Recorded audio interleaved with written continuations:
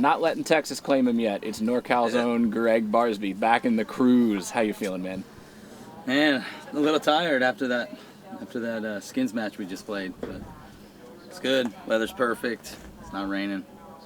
All right, I won't ask for any spoilers here, but you're somebody who knows this De La Viega course extremely well, who has the kind of game that I think a lot of people are going to have you in their fantasy picks this weekend. How's the game right now for this course? Has it changed over the years? Break it down. Yeah, the course has kind of migrated some gaps. It's a different course than what I won on in 2009. A couple gaps are different. I'll be throwing a lot of similar shots, just maybe at a different height. There's a couple branches that are in, or maybe a couple that fell. I'll be throwing the big over the top. I think it is on old hole 15. I don't know what. They're playing a different layout, so I'm throwing the disc pretty well. Pick my lines, not make mistakes, and get the putter hot. I missed a couple putts today, and it hopefully will be a great motivator for me, because I was not a happy camper, but I ate some food. I'm good now. 2009, man. I mean, talk about the difference, and it's such a long time ago, but just to have that feeling on this course and kind of see where the game has grown and all that. Break it down, man. You're the champ from 09. That was a long time ago, yeah. It's just a different crew of guys, I think. It's a different vibe. You've got a lot of other stuff going on, but I'm happy that we're back at De La. As much as I like the golf course out here, I think that this weekend's going to be a real test to a lot of the guys that have been on tour for a couple years.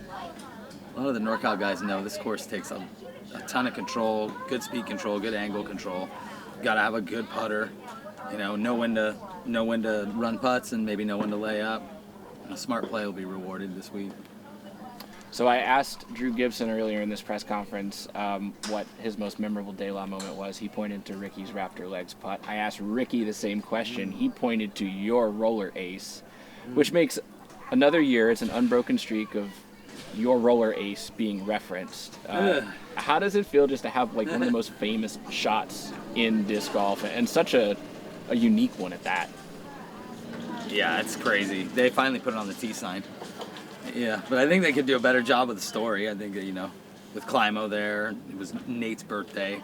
He had never won the Masters Cup. There was just this energy. Nico, who was, I think, Player of the Year in 09, playing really well, beating everybody anywhere.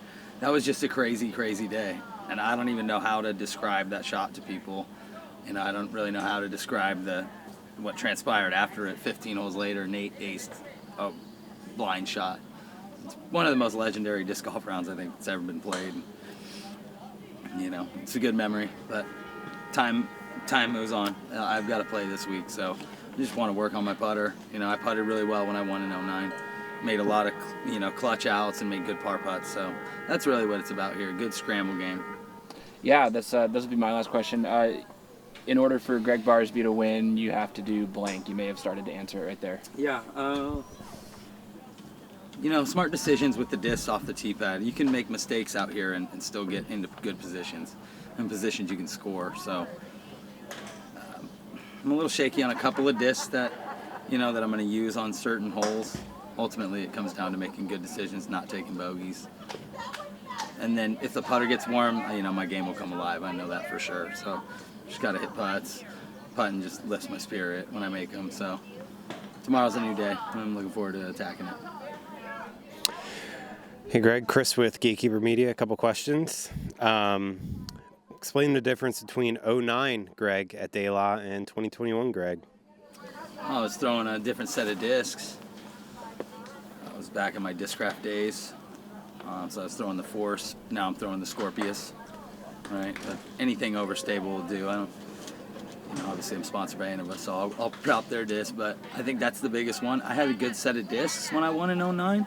Still have a good set now, but like I said, just a couple sketchy holes that I'm not too sure which one I want to pick, If it gets a little breezy out here, that can change things going up and down the hills. I think this course is an incredible challenge. That's why it's one of the toughest tournaments to win, It's a really, really hard tournament to win.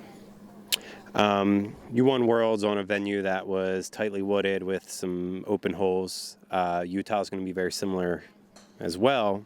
De La being one of the wooded, we haven't really been in the woods since Texas. How important is this course for preparation for Worlds for you? It's good. It's just given me you have to have that it's not a distance game out here. You got to have the control.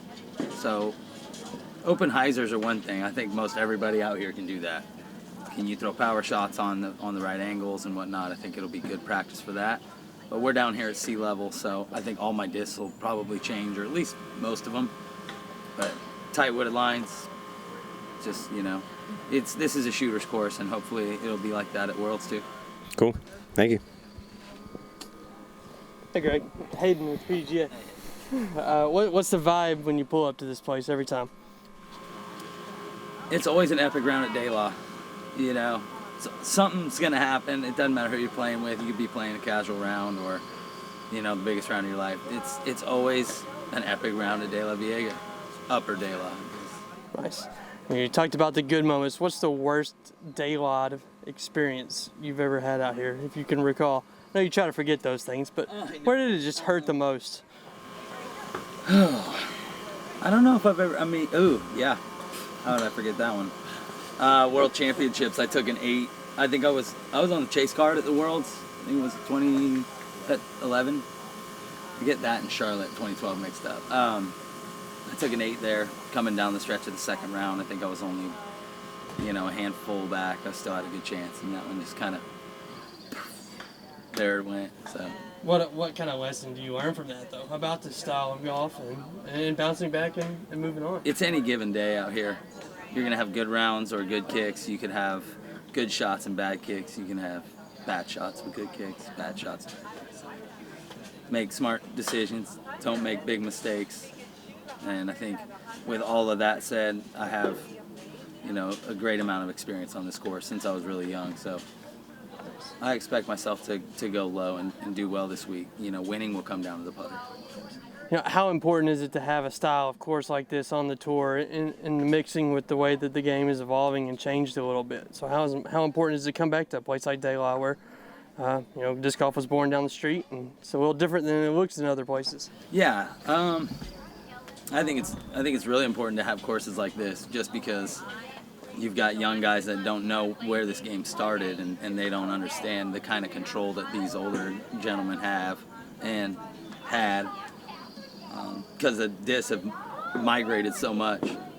So looking forward to put my game in action. There's going to be some old schoolers that'll be in the mix this week, I think.